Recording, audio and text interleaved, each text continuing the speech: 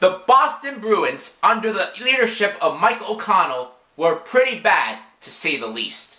He really made some moves that were head-scratchers, to say the least. This episode, I will take a look at Mike O'Connell's failure as Boston Bruins GM. One of the worst and most lopsided trades in NHL history was the trade of Joe Thornton from the Boston Bruins to the San Jose Sharks. November 30th, 2005, the Boston Bruins dealt star center Joe Thornton to the San Jose Sharks in exchange for forwards Wayne Primo and Marco Sturm and defenseman Brad Stewart. This trade was terrible on many parts, but one, because you just don't trade away a star center in the prime of his career. Two, the players they got back for Joe Thornton are not even remotely close to the same league as him. Let's take a closer look at the trade player by player. Marco Sturm was a solid third-line player when healthy, but he wasn't going to replace Joe Thornton's production in the lineup.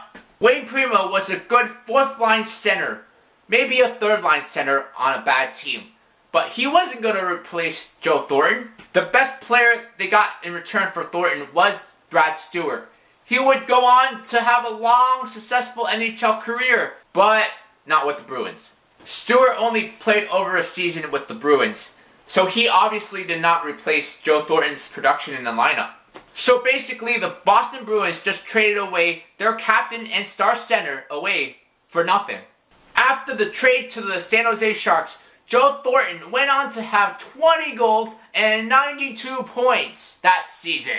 In the 2006-2007 season, he won the Art Ross Trophy as the league's top point producer. 22 goals and 114 points playing with Jonathan Chichu, who went on to be the eventual league's top scorer. Since the trade from Boston to San Jose, he went on to have 874 points. The players traded for Thornton totaled together 270 points. Of course, Mike O'Connell made other bad trades, but this one really takes the cake.